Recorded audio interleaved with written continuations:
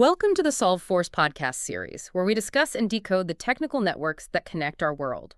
This episode draws from Ron Legarsky's Amazon book series. Hi, we're Alex and Taylor.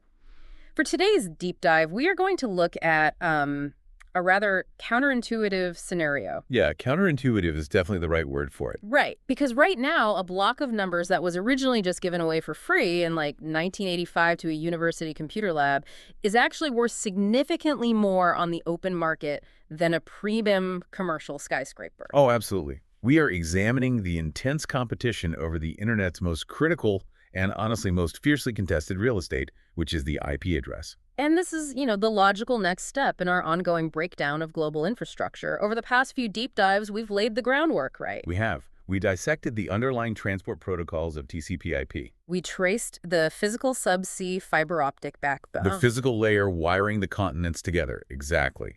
And we decoded the domain name system, or DNS, the application layer service, resolving human-readable names into machine-readable locations. But the routing layer, the actual numerical foundation of the network where data packets are forwarded hop by hop across the globe, that is where the real scarcity lies. And scarcity really is the operative word here. There's this pervasive illusion, especially outside of core network engineering circles, that digital resources are effectively infinite. Right. We casually talk about scaling cloud environments or spinning up virtual machines as if the internet is just this weightless expanse. Exactly. But the reality of numerical identity on the internet is that it is a rigidly engineered, mathematically capped, and incredibly scarce resource. It is. And understanding who truly owns those IP addresses, rather than just leasing them, dictates who holds the actual power in global routing. So every time you connect to a website or stream a video or send an email, you are leasing a tiny piece of this heavily guarded digital real estate. And today we're going to learn exactly who controls it. And how it almost broke the internet, and the geopolitical struggle to secure it. Because the structural scarcity of IP addresses has driven some of the most complex engineering innovations and, frankly, some of the most aggressive geopolitical struggles of the last 30 years. It's wild to think about. The fact that the internet still routes traffic successfully today is, well, it's a testament to a series of emergency protocols, right? Oh, totally. Protocols that essentially patched over a foundational mathematical limitation established over 4 decades ago. So to understand how we got to a state where IP addresses are essentially traded like rare commodities, we need to look at the genesis of numerical identity. We have to examine how an addressing architecture, designed for basically a niche research project, became the bedrock of a multi-trillion-dollar global economy. And that means going all the way back to the physical constraints of the ARPANET. Right. When you look at the late 1970s, the precursor to the modern internet operated on a protocol known as the Network Control Program, or NCP. Which was incredibly limited, right? Extremely limited. The network engineers of that era were dealing with immense physical limitations. The addressing scheme for NCP allocated only 8 bits for network addresses. 8 bits, which caps the entire network at what, 256 hosts? Exactly, just 256 hosts. And at the time, that wasn't seen as a problem because you weren't dealing with billions of smartphones in people's pockets. No, not at all. You were connecting massive, multi-ton mainframe computers and interface message processors in university basements and military installations. Right. The network was a closed, highly homogeneous environment where just adding a single new node was a massive logistical undertaking. And the physical hardware simply couldn't handle more overhead. The core memory in those early interface message processors was incredibly constrained. But then they started trying to expand, right? Yeah, as researchers started trying to internetwork different mediums. So bridging the ARPANET with packet radio networks and early satellite links, NCP's architecture just hit a brick wall. Because it couldn't handle the unreliability. Exactly. It lacked the reliability mechanisms to handle the high packet loss of wireless mediums. And honestly, the 8-bit address space was obviously a dead end for an actual internetwork. So that forced a total architectural teardown. It did.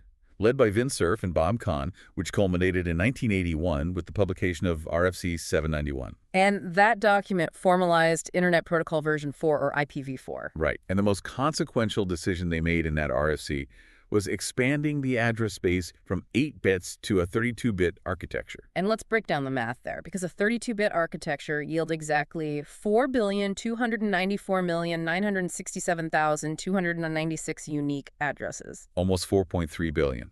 At the time, with the global population hovering around 4.5 billion, that number seemed theoretically inexhaustible. I mean, Vint Cerf has gone on record stating that 32 bits was chosen because it was deemed more than sufficient for an experimental research network, right? Yeah, the assumption was that if this packet switching experiment ever transitioned to a massive global production system, well, a future generation of engineers would just design a permanent, scalable addressing scheme. It is the absolute classic engineering trap. Oh, completely. The temporary proof of concept works too well and inadvertently becomes the permanent production foundation. Exactly. Mm-hmm. But having a theoretical pool of 4.3 billion addresses introduces an immediate administrative problem, which is allocation. Right. How do you distribute those numbers globally without overlap? And this introduces John Postel and the early days of the Internet Assigned Numbers Authority, or INAA. Right, John Postel. He was a computer scientist at the University of Southern California's Information Sciences Institute, right? He was.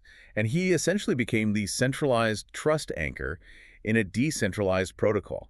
The system of allocation was completely manual. Okay, let's unpack this for a second, because I've always found this contrast fascinating.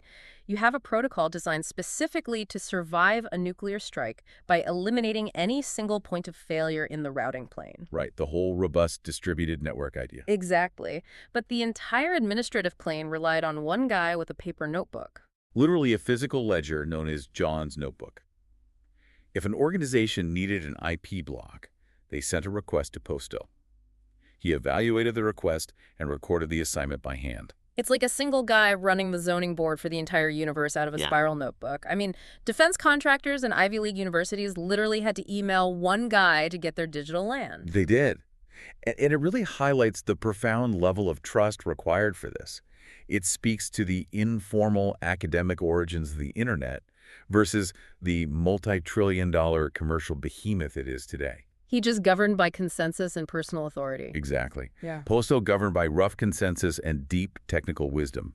He verified there were no overlapping assignments, which was critical. Because if there was an overlap, the whole thing breaks. Right. If two organizations announced the same IP space, the routing protocols would fracture, hijacking traffic and causing massive outages. Wow. But as the network grew beyond academic and military boundaries, relying on a manual ledger became administratively impossible. I can imagine. Furthermore, the structural way those addresses were being handed out was pushing the hardware of the era to the brink of collapse. And this brings us to the rigid classful addressing system.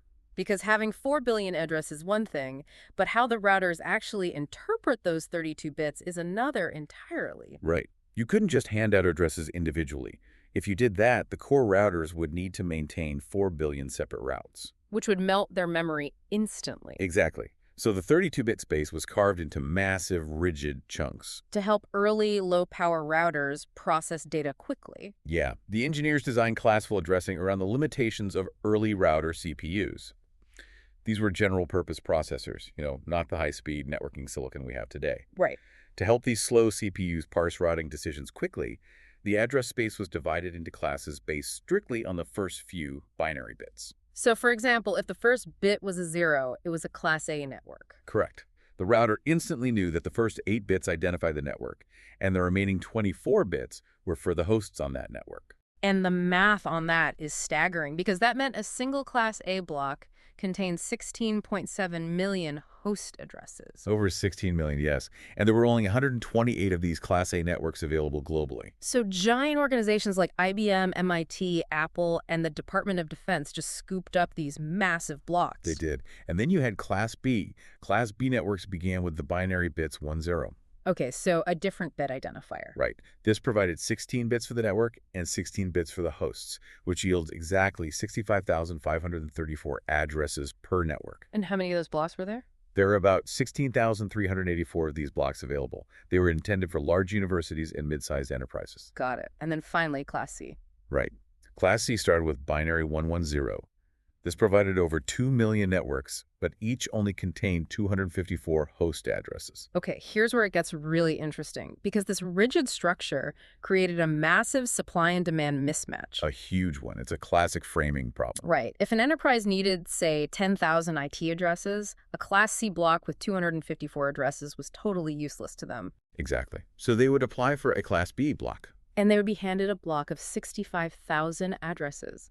They consumed the 10,000 they actually needed, and the remaining 55,000 addresses were permanently locked away and wasted. Yes. This is like forcing someone to buy an entire 65,000-seat stadium just because they need a venue for a 300-person wedding. The waste is staggering. That is a perfect analogy. The inefficiency was just staggering, and it triggered a cascading hardware crisis. Because of the router memory, right? Exactly. Because organizations couldn't secure a Class B block once the pool started running low, they began hoarding Class C blocks. They would request dozens or even hundreds of separate Class C blocks to fulfill their address requirements. Which means instead of advertising one contiguous block to the global routing table, they are advertising 100 tiny fragmented routes. And that is where the physical limitations of router memory become the bottleneck. Core internet routers use specialized hardware called ternary content addressable memory, or TCM. TCM, what makes that different from regular memory? Well, TCM is incredibly fast. It allows the router to search its entire routing table in a single clock cycle. Oh, wow. Yeah, it uses binary states of 0, 1, and a don't care state for subnetting. But TCM is expensive, it's power hungry, and it is physically limited on the ASIC chip.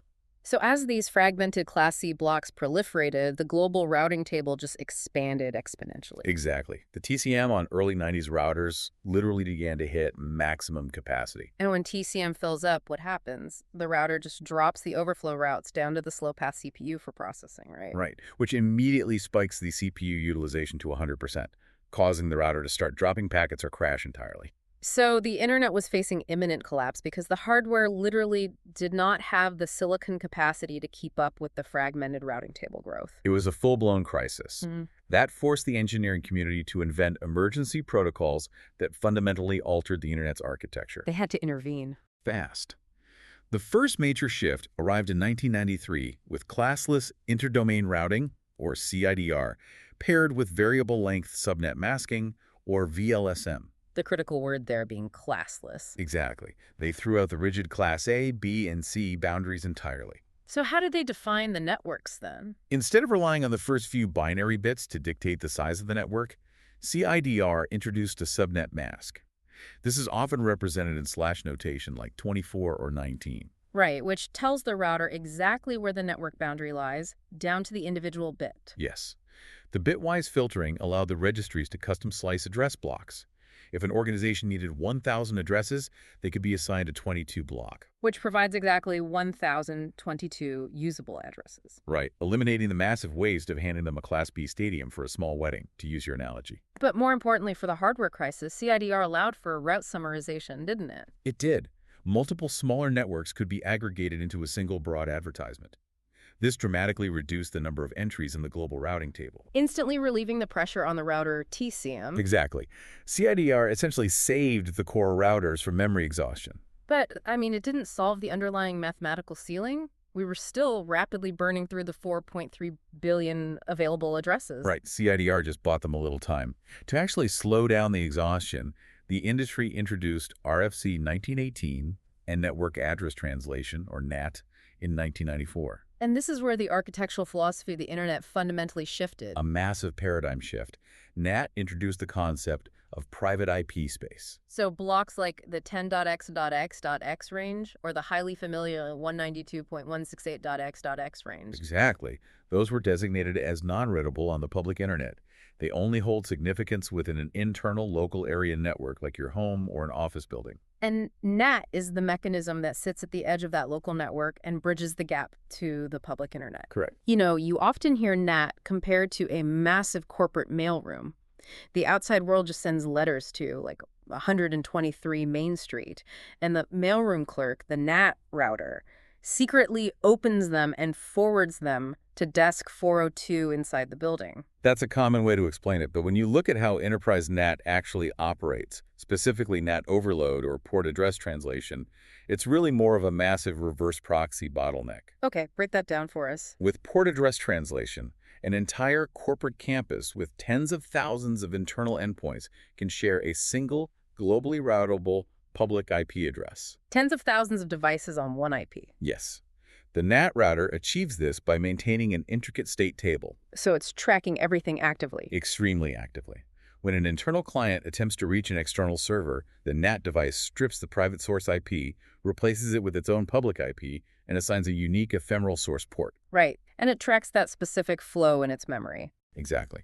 So when the return traffic hits the NAT router, it checks the destination port, references the state table, and rewrites the packet back to the internal private IP. It is a brilliant hack. It conserved millions of public IPv4 addresses and single-handedly delayed absolute exhaustion for decades. It did. But the architectural tragedy of NAT is that the trade-off was immense. NAT completely broke the end-to-end principle. The end-to-end principle. This is crucial. It was the foundational philosophy of the early Internet, formalized by Sulzer, Reed, and Clark back in 1981. The design mandated that the core of the network should be entirely stateless and agnostic. Like a dumb highway. Exactly. The original Internet was a dumb highway that just moved packets agnostically. It didn't care if the packet was a Netflix sports car or an indie game clown car.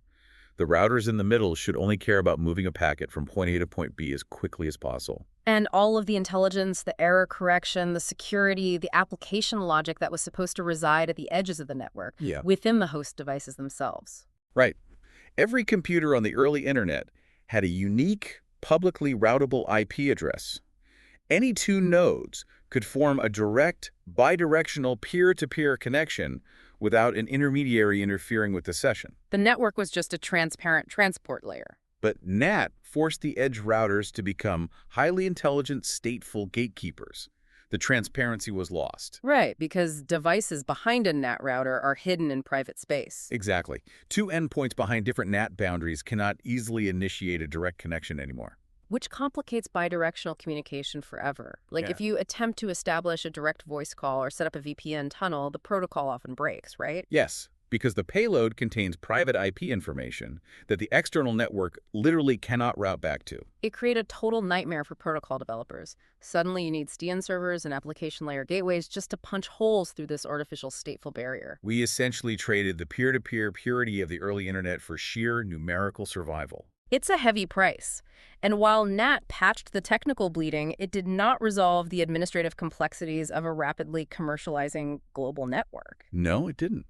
By the late 1990s, the informal stewardship modeled by John Poskel in his Physical Notebook was just no longer viable. The Internet had become a critical economic engine. Exactly. And foreign governments and multinational corporations were acutely aware that a single entity, funded by the U.S. government and overseen by a single contractor, held the keys to global digital infrastructure. They were no longer willing to let their entire digital infrastructure rely on that, which triggers the decentralization of the management plane. Right. The creation of ICANN, the Internet Corporation for Assigned Names and Numbers, in 1998 was designed to transition those functions to a multi-stakeholder model.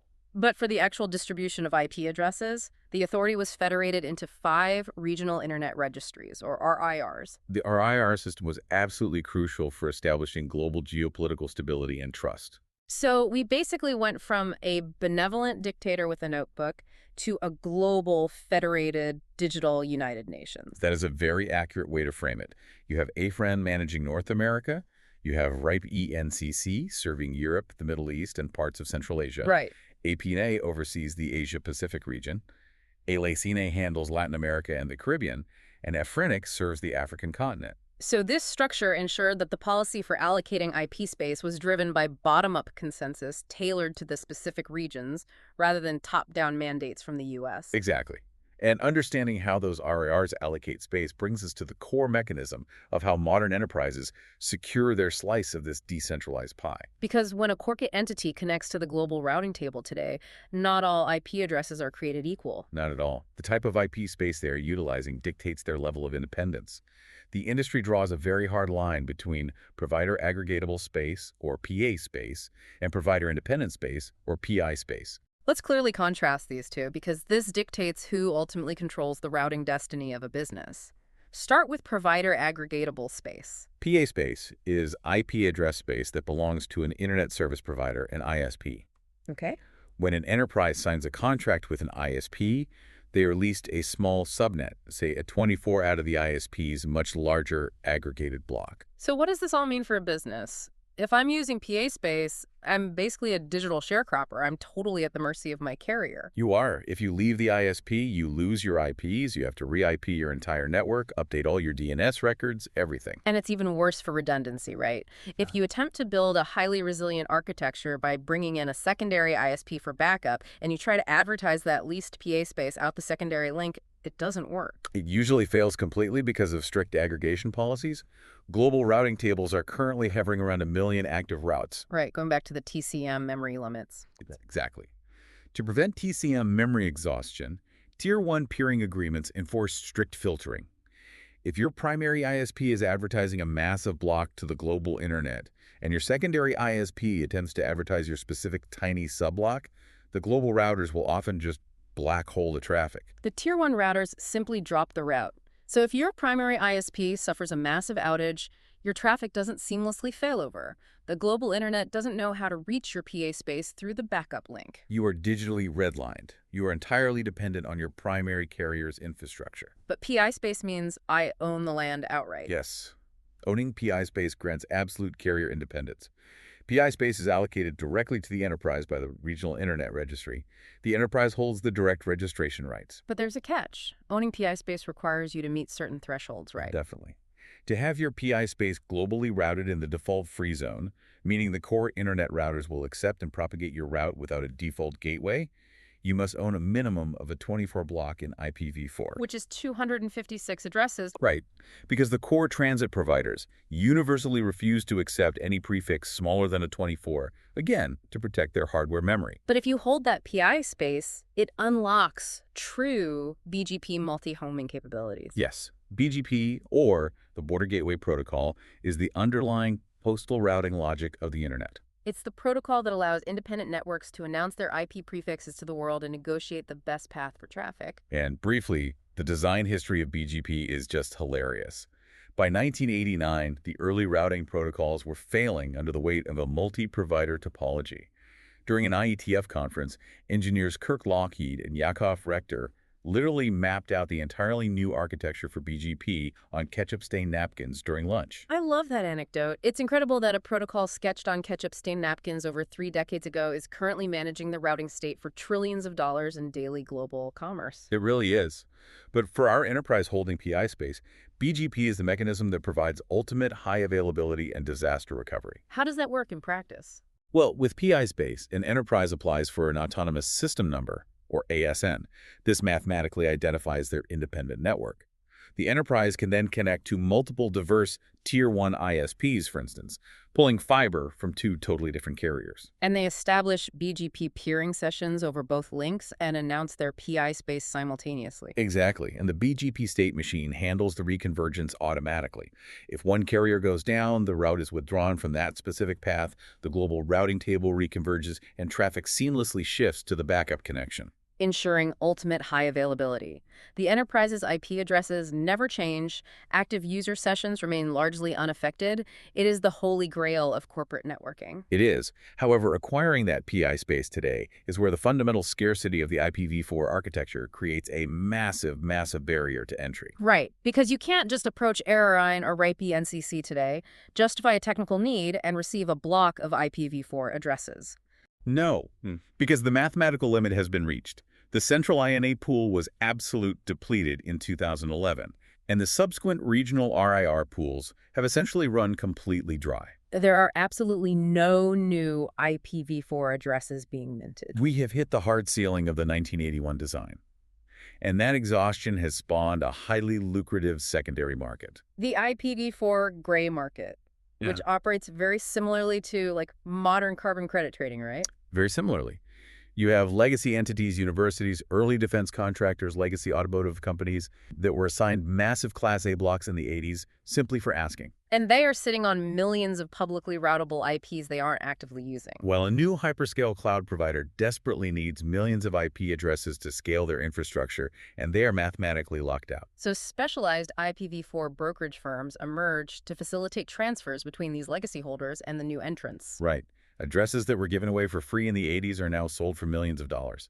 A single IPv4 address on the secondary market can easily trade for $50 to $60. It's like digital water rights in a drought. People are fighting over the exact same 4 billion drops that existed in 1981. That is exactly what it is. Yeah. And when you scale that to a legacy block of 65,000 addresses, you are looking at multi-million-dollar asset transfers purely for the rights to use a numerical identifier. But beyond just the economic distortion, this artificial scarcity, the immense value assigned to these IP blocks, have generated intense geopolitical friction, hasn't it? Oh, absolutely. The RIRs are no longer just quiet technical record keepers. They are holding assets worth billions, which puts them directly in the crosshairs of international law and sovereign disputes. Which exposes the vulnerability of the RIRs to national laws and sanctions. Yes, the registries were designed to allocate numbers based on technical justification, independent of political interference. But the reality is that the RIRs are legal corporate entities incorporated in specific host nations. So they are subject to the judicial systems of those jurisdictions. Exactly. And this raises critical questions about technical integrity versus political enforcement. How do you revoke IP addresses from a sanctioned country or a rogue ISP without effectively erasing them from the modern world? Because revoking an IP block in the registry effectively instructs the global Tier 1 transit providers to drop those routes, right? Their banks can't process transactions, their hospitals can't connect to external networks. It transforms the technical registry into a weapon of global embargo. And this tension isn't theoretical. It has already triggered profound governance crises. I mean, look at the legal and operational turmoil that enveloped AFRINIC, the Regional Internet Registry for Africa. The AFRINIC governance crisis is a textbook study in what happens when the administrative structures designed for an era of abundance fracture under the intense pressure of scarcity. Let's dive into that because it's a perfect example of sovereign capture. Right. The crisis centered on complex legal battles over massive blocks of IPv4 space.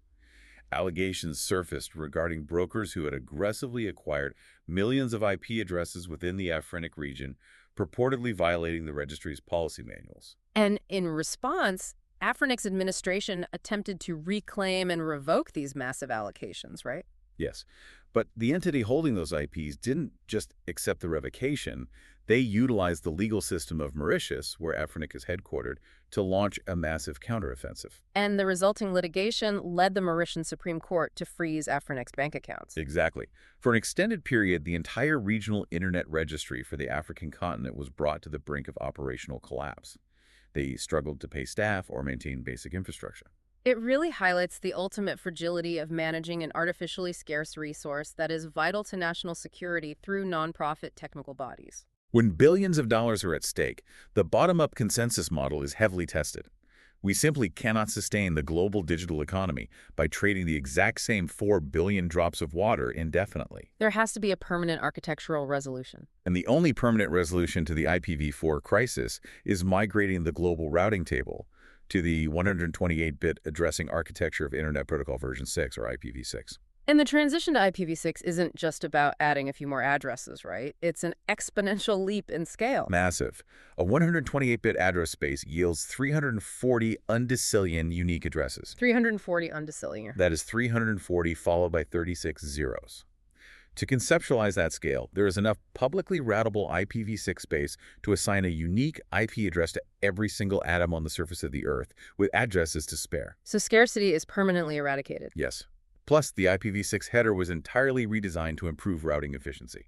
But the transition has been agonizingly slow. We are over 2 decades into the IPv6 migration, and we are still heavily reliant on IPv4 and NAT. Why is there so much friction? The primary reason is that IPv6 is not backward compatible with IPv4. They are completely distinct protocols operating at the network layer. An IPv4-only router cannot natively interpret an IPv6 packet header and vice versa. Exactly. When the ARPANET transitioned from the old NCP protocol to TCP/IP in 1983, they executed a flag day. They literally scheduled a hard cutover where every node rebooted on the new protocol simultaneously. But we can't just have a flag day cutover for the modern internet. No, it's physically impossible on a network with billions of active mobile devices and entrenched legacy hardware. So we're essentially rebuilding the airplane while it's in flight, running 2 completely different navigation systems side by side until the old one finally retires. That is exactly what we're doing. It's a messy transitional coexistence. Hmm. The baseline strategy is dual-stack architecture, running both simultaneously across the infrastructure. But running two entirely separate routing tables consumes double the memory and management overhead. And it doesn't solve the issue of an IPv6-only device needing to communicate with an IPv4-only legacy server. Right. Bridging that protocol gap requires immense translation overhead, utilizing translation mechanisms like NAT64 and 464XLAT. So how does 464XLAT actually work? Well, your phone runs a local daemon that essentially spoofs an IPv4 interface for legacy applications.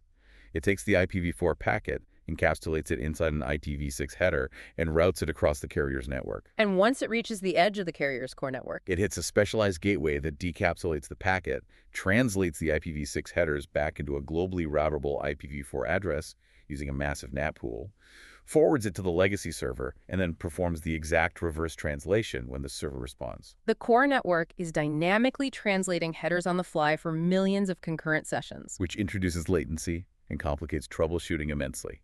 It is a slow and technically painful migration. But it's necessary. Absolutely vital, because IPv6 accomplishes more than just resolving mathematical scarcity. It is the only way to restore the original vision of the internet. Eliminating the need for NAT. Yes, restoring the pure, stateless, end-to-end principle. With 340 undecillion addresses, there is zero technical justification for NAT. We no longer need the stateful reverse proxy bottleneck at the edge of every network. Every single device, your smartphone, your workstation, your smart thermostat, can have a unique, globally routable public identity. And the routers can return to their original stateless function, rapidly forwarding packets without modifying headers. Bidirectional peer-to-peer communication becomes seamless again. It is an incredible technical arc. For those of you listening, consider the sheer depth of engineering occurring just to deliver the digital packets containing this audio to your device right now. The IP address currently assigned to your phone or your home router represents decades of engineering work, mathematical compromises, and global geopolitical agreements. It truly does. It is the invisible architecture that governs accessibility and resilience in the digital realm. And as we conclude this deep dive, I want to leave you with a final provocative thought to explore regarding the future of this architecture. If the shift to IPv6 restores the end-to-end principle by giving every single device on Earth a unique, globally routable public address, what happens to our privacy? Right. Because for the last 30 years, the NAT router at the edge of your home network accidentally acted as a privacy shield, hiding all of our internal devices from the public internet. But in an IPv6 world, using protocols like SLA, where devices can mathematically generate their own public IP address using their hardware ME address as the seed, things change. As we move into an IPv6 world of infinite addresses, we gain infinite connectivity. But do we lose our digital anonymity in the process? How do we prevent those highly unique identifiers from becoming the ultimate tracking mechanism? That is a fundamental tension you should consider the next time your device negotiates its place on the global network.